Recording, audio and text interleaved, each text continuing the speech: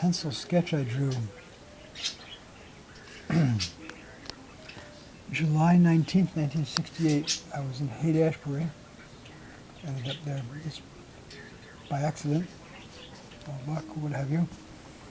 1428 Haight Street, cabin, Haight-Ashbury. I was living in a cabin in the back. In the front there was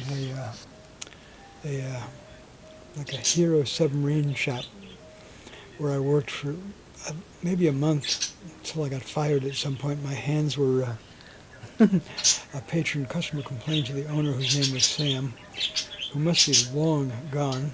If he was, say, around my folks' age, my mother would be 105 now. My dad would be 107 today, my old man's birthday, May 18th.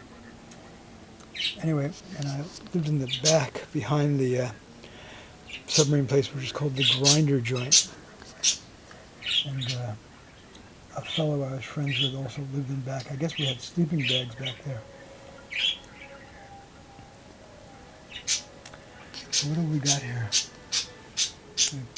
Crates. It's got a garbage can cover. Pipes. Electricity, water, what have you, and a door. All right, there you have it.